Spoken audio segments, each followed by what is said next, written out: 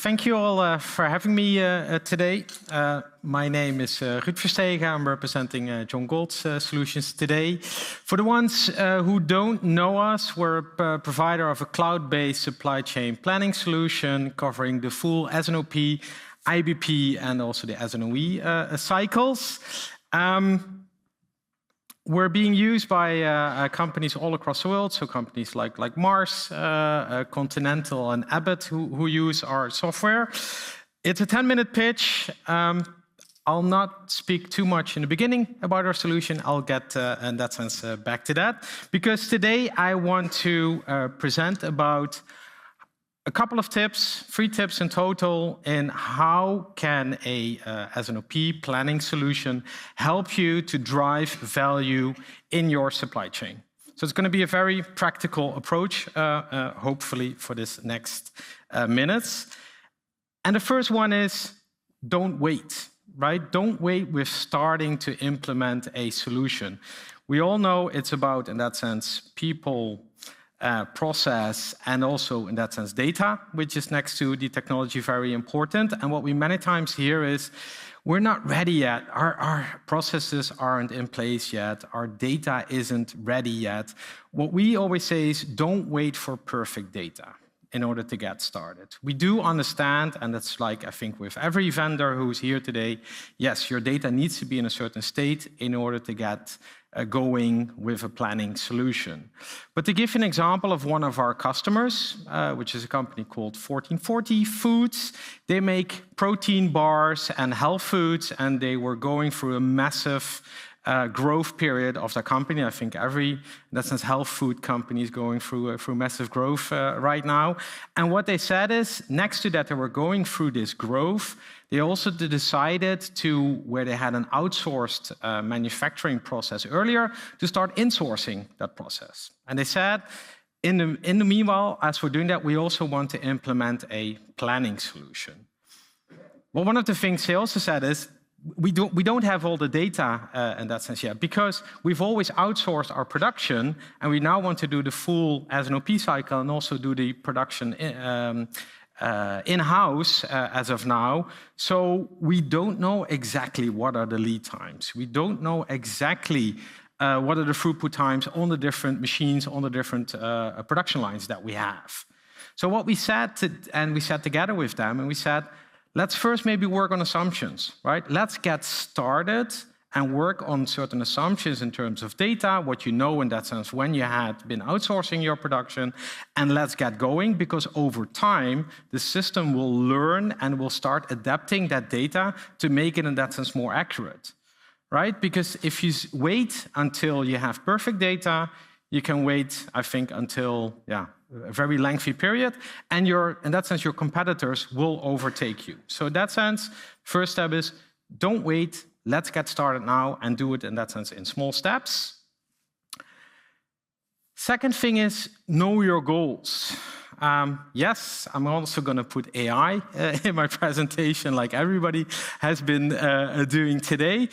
And the reason being is, many times we get the question from, in that sense, customers, but also from our prospective customers, is there also AI in your solution?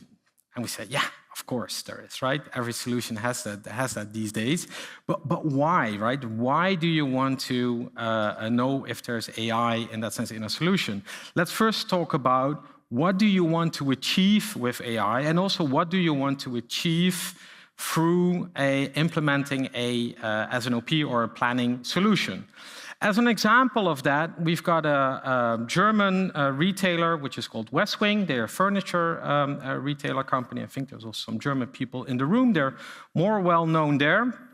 Also, they were going, and they're still going through massive growth. So they're active last year in 10 countries. In Europe, this year, they've opened up in 10 more countries. So now active in 20 countries across Europe. Originally, they were an e-commerce furniture retail company, but they also opened up brick-and-mortar stores. If you then think about know your goals and identifying your strengths, they said, we have tons of data on our e-commerce business, because We sell it through Shopify, we sell it through Amazon, so we gather all that data. But in our shops, in our brick-and-mortar stores, we see that there's a lot different behavior when talking about sales, when talking about forecasting, and also even on that sense on the supply side. So how can we, in that sense, get started with the solution? So together with them, we said, let's first, in that sense, start planning on this e-commerce, on the direct-to-consumer business. And in the meanwhile, they started collecting in their flagship store in Hamburg, starting to collecting also the data which was needed to also feed the system, in that sense, for the planning of the brick-and-mortar stores. In the meanwhile, they saw, going back to AI, that they didn't need to have AI. So just through the different statistical forecasting capabilities, which a planning solution like ours or also others provide, they already saw that they had a big improvement in that sense in their forecast accuracy and also better supplying in that sense to their customers. And while they were also gathering that data, they in the meantime opened up 8 additional stores across Europe, where they also started gathering the data and also started to improving the forecasting and also the supply chain planning for the brick-and-mortar stores. The only moment where they said that, hey, now we're going to use AI was when they started talking about the new product introduction planning. So when we start talking about portfolio management, because they said, if we now start introducing new products, right? New vases, new chairs, new couches, those kind of things.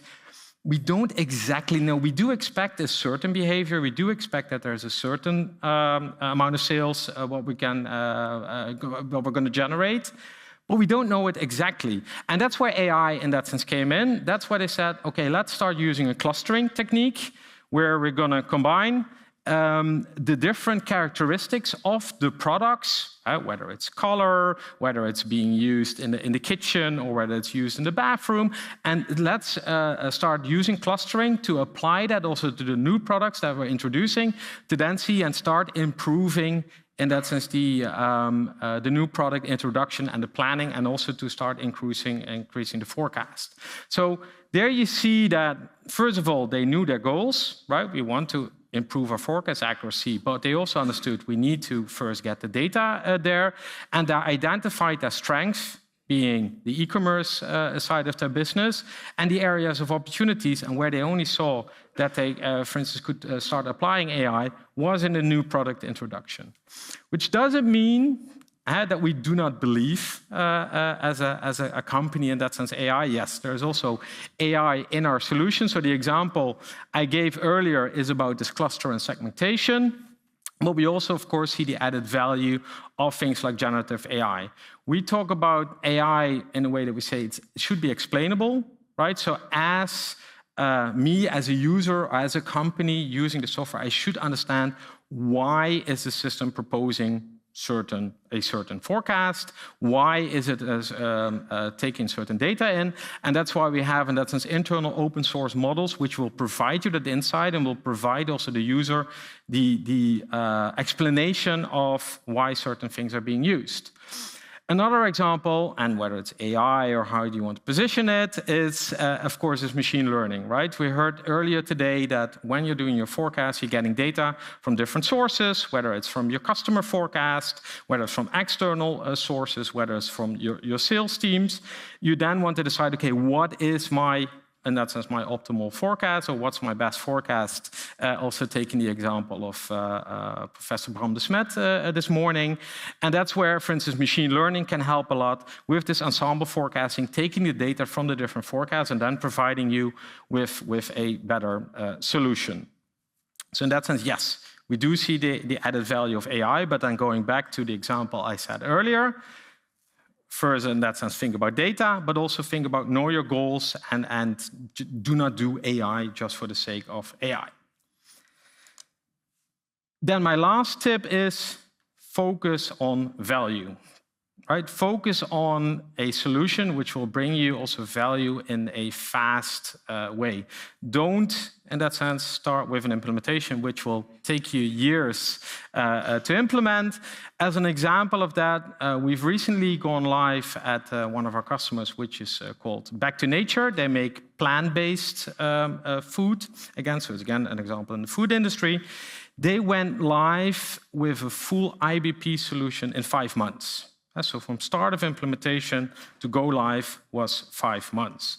How did they do that is, of course, they took our platform, but they took our platform and they said, okay, we're going to first start with, let's call it, what do you call it, MVP or a basic setup of the solution. And we're going to follow already the very detailed processes and also the dashboards and the setup and the workflows which are in the system. And we're going to configure it to, in that sense, to our needs in order to make these faster and also more informed decisions. Later on, we're going to add all the nice, maybe not nice to have, but the other enhanced capabilities of things like demand sensing or more of the optimization capabilities of the solution. And that's the way, in that sense, to see the real results really quickly of a solution, and then, in that sense, start expanding. And that's why also our tagline is, as a company, we're the fastest way to get more value of your supply chain. From your supply chain. Again, why? Because there's already a platform there which is already pre-configured to also follow all of the process steps, as was discussed about earlier today. The data integration is set up in really an API, so you can get all the data from your different sources, whether it's ERP, CRM, or even external sources. And that's the way, and that's just to get started quickly. As a last slide, as a bit of a pitch for all of you, in that sense, who don't know John Galt and our Atlas planning platform. So our Atlas planning platform, as I said already earlier, covers the full S&OP cycle. It also goes into the short term, so it also does the S&OE, and we can also financialize the plan. So you cannot only do the volume metric planning, but also financialize that planning, so therefore also S&OP. It's one platform, one solution, which covers demand, supply, inventory, deliver, scheduling, and even more. And the good thing is also, where I gave the example earlier of Back to Nature, went live in 5 months in full IBP. We also have clients who say, we just want to improve our demand planning, or we want to improve a part of a process, or we want to first start with implementing one of the part of the process, and then, in that sense, start extending it. And that's also all possible with the solution. I think that I'm more than time, doing in time, I think, Martijn. I want to say we, but it's I.